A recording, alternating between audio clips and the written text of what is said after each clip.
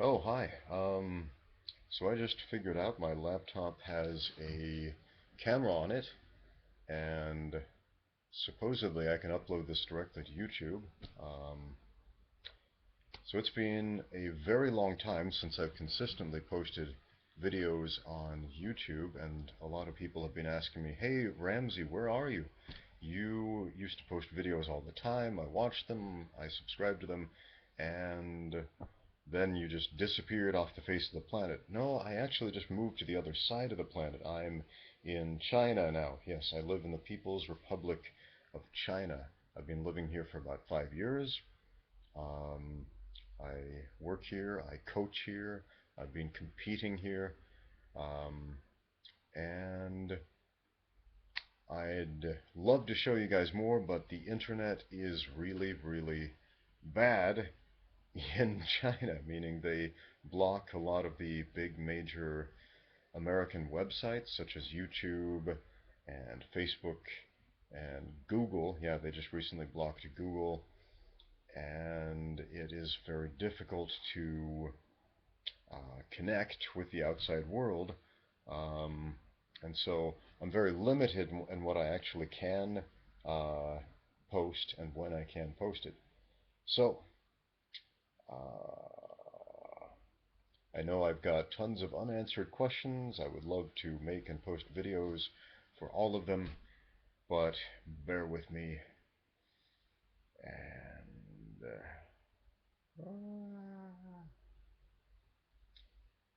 yeah, that's going to be on the video, isn't it? Man, I'm just like overwhelmed at the technology of this apparently 20-year-old webcam with very poor resolution that I've got on this laptop. In a great twist of irony, this laptop wasn't cheap either. It's just you never know what kind of deal you're getting with electronics here. Um, anyway, people have been asking me, "Hey Ramsey, are you still fighting?" Um,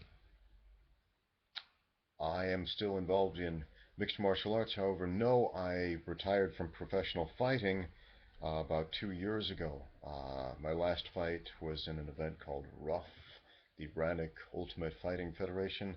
It is a Chinese-based mixed martial arts show. It's currently the big one in the PRC. So why did I retire? I got my skull broken in two places, right here specifically. If you look close, you might be able to see the dent. Yeah, that's a depression fracture, meaning my skull caved in right here, and I've got a hairline fracture that goes all the way up there, about 6 inches. Um, so as much as I wanted to keep fighting, you can probably also see my nose is uh, twisted sideways a little.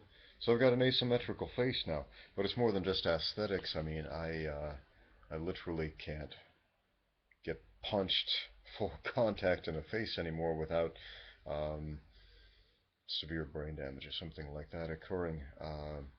So you got two layers of bone in this frontal bone right here, a hollow pocket in between the frontal sinus on an ordinary healthy human being, but I don't have that anymore because this is caved in. So now I've got one layer of bone between my skin and my brain.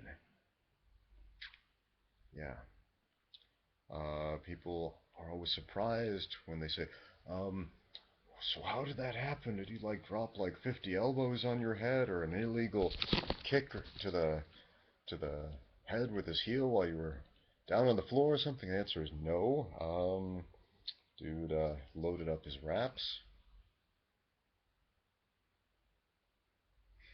That's my fist right there.